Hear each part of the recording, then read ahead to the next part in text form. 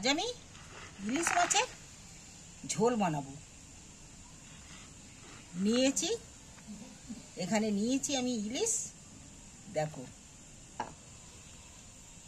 মাছটা কত সুন্দর মাছ। এই এক পিস করে মাছের ঝোল আর এই এক পিস করে মাছ পাতে পড়লে না, ভাত একদম মাছের ঝোল দিয়ে হেভি লাগবে। কিভাবে ইলিশ মাছের ঝোল বানাতে হয় দেখো। ইলিশ মাছের ঝোল বানাতে আমি নিয়েছি এখানে একটা বড় সাইজের একটা বেগুন।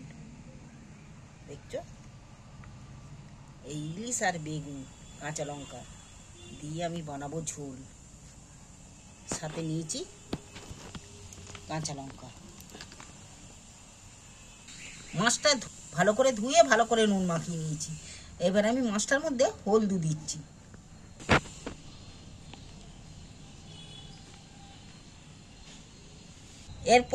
এবার আমি মশলাটা বানিয়ে নেব।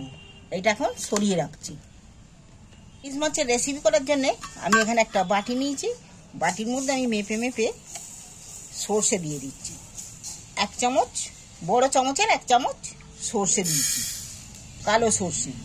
বড় চামচের 1 চামচ একই পরিমাণের সাদা সর্ষে দিচ্ছি।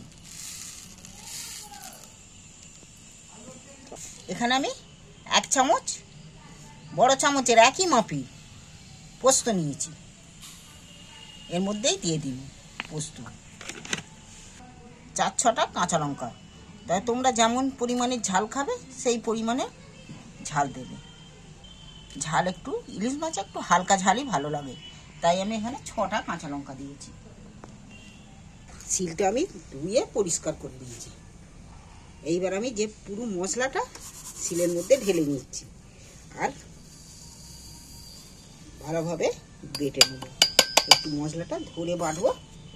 ধরে বাটলে এক বাটলেই হয়ে যাবে মশলাটা। এতটা মশলা তো মিক্সারে দিয়ে দিলেও হতো, কিন্তু মিক্সারের স্বাদ শিলে বাটা দুটোর মধ্যে অনেকটা তফাৎ আছে।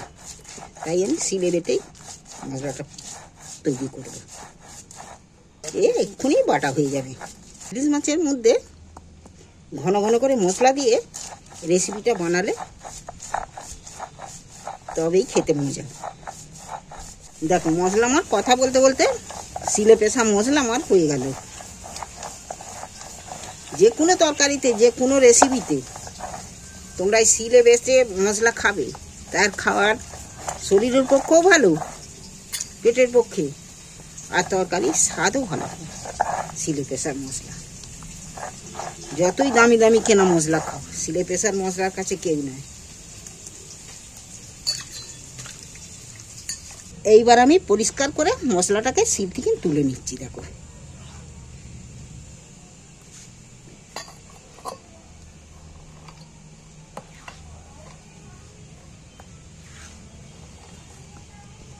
শিলটা একটু ধুয়ে নিই।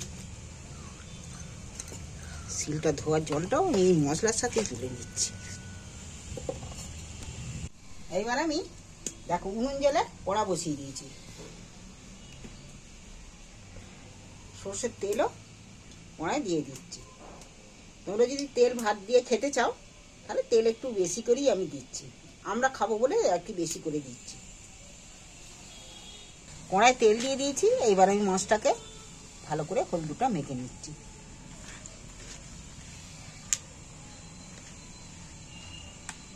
হয়ে গেছে, দেখো তেল হয়ে গেছে। এবার মাছগুলো একটা একটা করে তুলে দেবো। কোনো একটা একটা তুলে দিচ্ছি।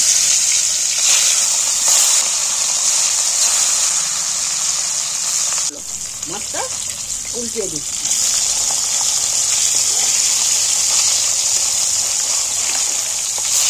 মাছটা কিন্তু দারুণ সেন্ট হচ্ছে। তবে ইলিশ মাছের ঝোল বানাতে, রেসিপিটা বানাতে মাছটাকে হালকা করে ভাজবো, বেশি ভাজবো না, কড়া করে। দেখো মাছগুলো আমি হালকা করে ভেজছি, খুব কড়া করে মাছগুলো ভাজবো না।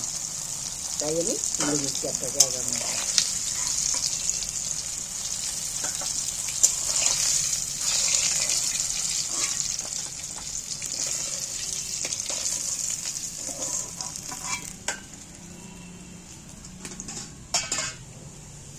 যে বেগুনটা নিয়েছি বেগুনটা আমি কেটে নিচ্ছি।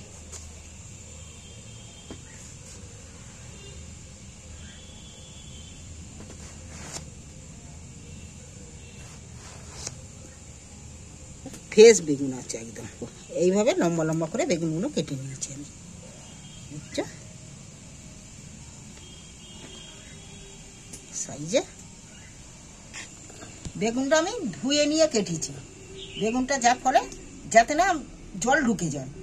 আমি আবার একটু হলদু দিয়ে নিচ্ছি বেগুনটার মধ্যে, হলদু মেখে নিচ্ছি, সামান্য একটু বেগুনটার মধ্যে নুনও দিয়ে দিচ্ছি। এইবার আমি এটাকে মেখে নিচ্ছি। কড়াই তেল ছিল, ভাত দিয়ে খাওয়ার জন্য ইলিশ মাছের তেল খানিকটা তুলে নিয়েছি, নিয়ে এবার বাকি তেলের মধ্যে তেল গরম তো হয়েই আছে, বেগুনগুলো আমি তুলে দিচ্ছি কড়ার মধ্যে।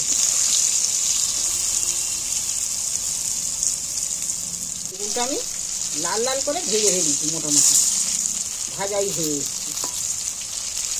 এই বেগুন ভাজাও তো আমরা অমনি খেয়ে নিতে পারবো, তবে এইটা ঝোলে দিলে ঝোলটা দারুণ টেস্টি হবে। এই ঝোল দিয়েই ভাত খাওয়া যাবে।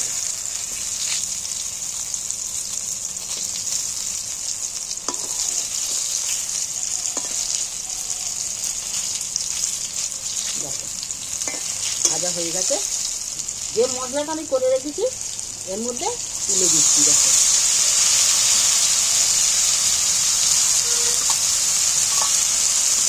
একটু তেলটার মধ্যে নেড়ে ভেজে নিচ্ছি।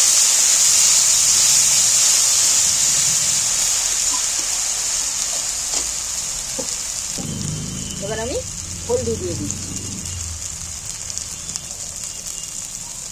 কালারের জন্য, সামান্য একটু লঙ্কা দিচ্ছি, গুঁড়ো লঙ্কা। এখানে গোটা 4টে কাঁচা লঙ্কা দিয়ে দিচ্ছি। ঝোলের জন্য নুনও দিয়ে দিচ্ছি সামান্য। এইবার আমি সাইড দিয়ে বাটিটা দিয়ে একটু জল দিয়ে দিচ্ছি। এইবার মশলাটাকে আমি একটু নেড়ে চেড়ে কষিয়ে নিই।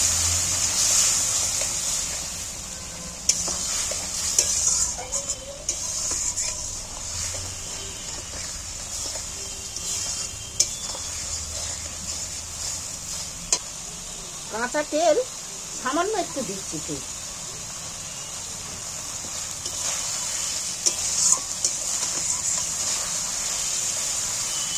মশলাটা যেমন দেখতে হয়েছে গ্রেভিটা, আর তেমন হবে খেতে। তোমাদের যদি এই রেসিপি ভালো লেগে থাকে তাহলে চ্যানেলটা আমার অবশ্যই সাবস্ক্রাইব করে দেবে। এইবার আমি কিন্তু মশলাটা দিয়ে দেখো তেল ছেড়ে দিয়েছি। এইবার আমি সাইড দিয়ে জল দিয়ে দিচ্ছি।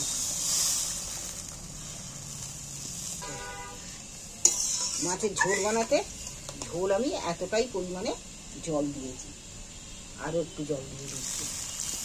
এই জলটা আমি দিয়ে দিলাম।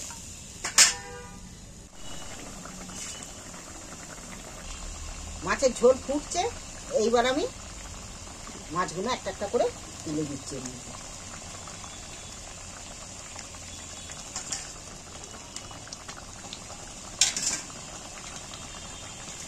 আমার মাছের ঝোল পুরো রেডি। একটু মাছটা সেট দেবো। দেখো আমার ইলিশ মাছের রেসিপি রেডি। এখানে তোমরা এইভাবে একবার বাড়িতে বানিয়ে খেয়ে দেখবি, এতে আর কিছু লাগবে না। এইটা দিয়ে ভাত একদম চেটে ফুটে খেয়ে নেবে। এবার নামিয়ে নিচ্ছি।